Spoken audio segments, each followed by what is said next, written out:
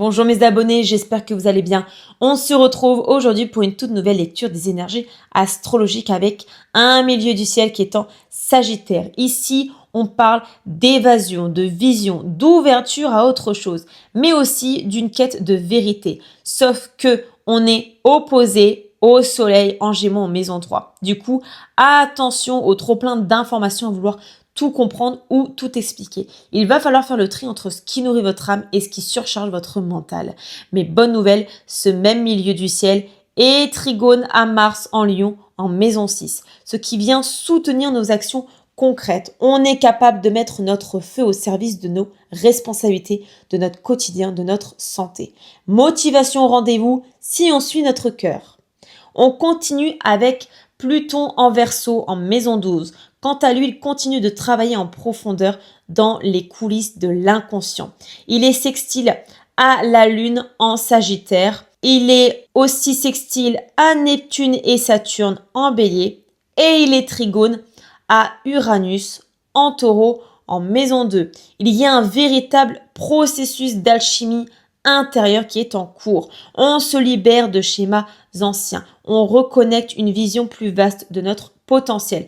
Mais attention parce que Pluton est carré à Vénus qui est en Taureau en maison 2. Pluton peut activer des blessures liées à la valeur personnelle ou à l'attachement matériel. Ce qu'on possède ne définit pas qui on est.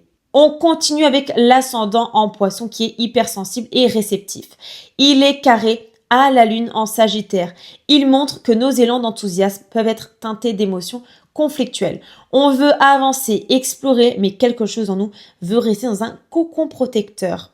L'équilibre vient grâce au trigone à Mercure et Jupiter en Cancer et au sextile à Vénus. Écoutez votre intuition, suivez ce qui fait vibrer votre cœur en sécurité, pas en panique.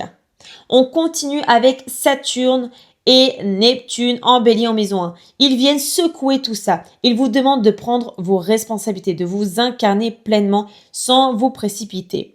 Saturne et Neptune étant carrés à Mercure et Jupiter, on peut ressentir un conflit entre notre besoin d'ancrage émotionnel et l'élan de « je fonce, je change tout maintenant ». Le trigone à la Lune vous soutient si vous restez connecté à votre vérité intérieure, à vos croyances profondes. Et le sextile à Uranus vous aide à agir avec audace, mais de manière stratégique. On continue avec Vénus en Taureau en maison 2.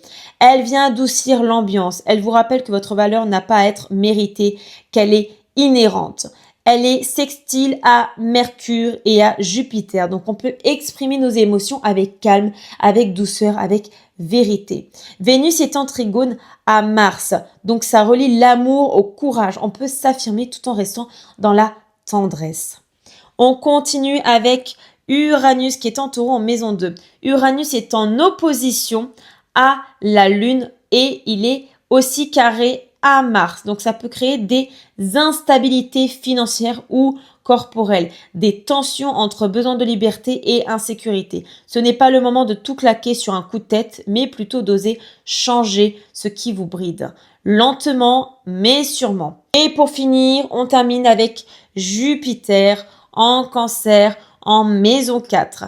Il est sextile à Mars. Donc, Jupiter nous soutient profondément. Il nous invite à revenir à la maison, au foyer intérieur, à la sécurité affective. C'est là que vous rechargez les batteries pour pouvoir ensuite agir avec force et détermination. Et maintenant, voici le message canalisé de vos guides pour aujourd'hui.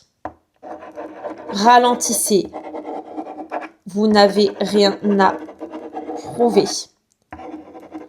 Laissez venir ce qui vibre juste et le reste tombera de lui-même. Merci d'avoir regardé cette vidéo. Prenez soin de vous. Prenez le temps d'écouter vos ressentis et n'oubliez pas, la sagesse vient du corps autant que du mental. On se retrouve très bientôt pour une prochaine guidance céleste. À très bientôt mes abonnés.